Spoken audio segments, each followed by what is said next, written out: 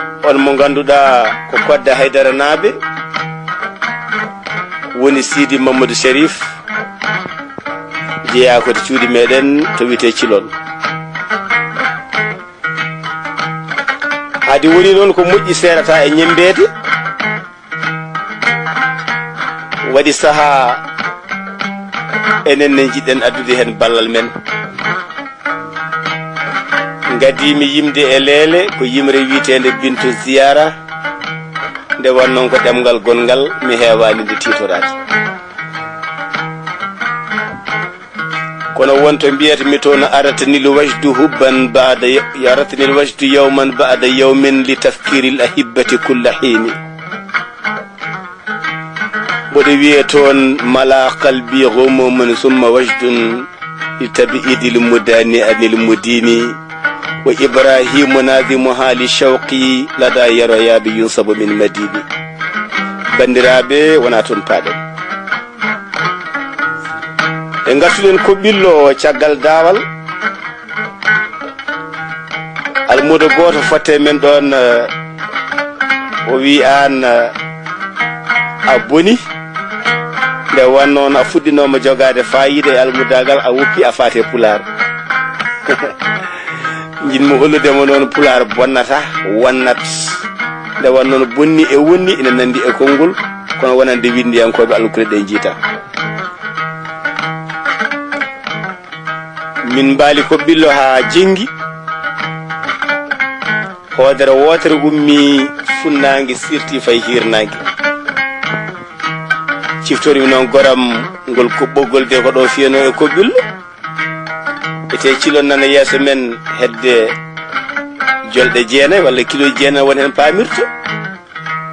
holko haadi ciftoren ɗo Sidi Mamadou Sharif Kodda Haydara naaɓe ene hawri e lewru korka jamma Leylatul Qadr daarimi hoodere nde ha jaaɓi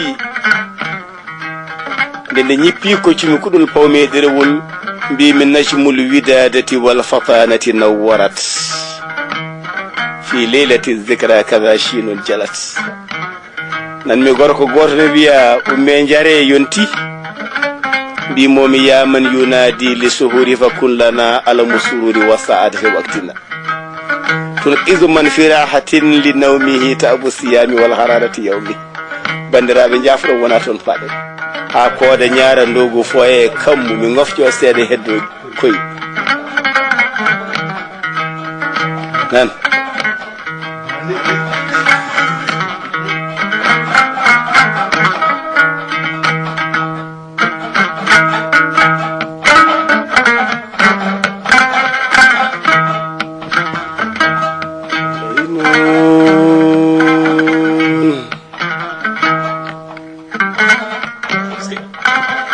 Dawudu Samba Diassi no miijoni lomtojiide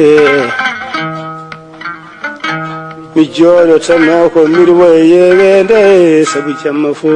ko an woni kirdiɗo ɗo siftini kam baboyam Samba Diop gorko ni mo ganna palel dane maayo sare Ismaila won cuklel laabi juuɗe ñamde mawɓe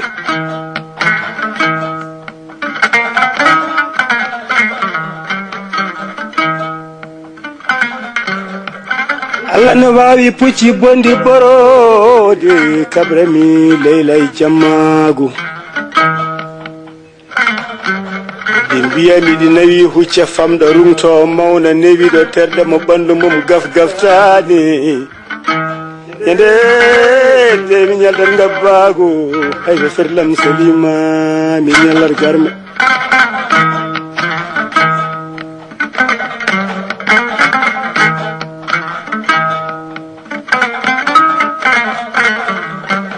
Allah yo mo holli mi soyne yiɗe yetto bisme ɓoyde golle muɗum yimɓe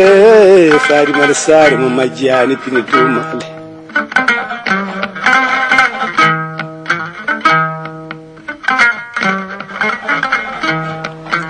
Imrul Gaysi won ko wino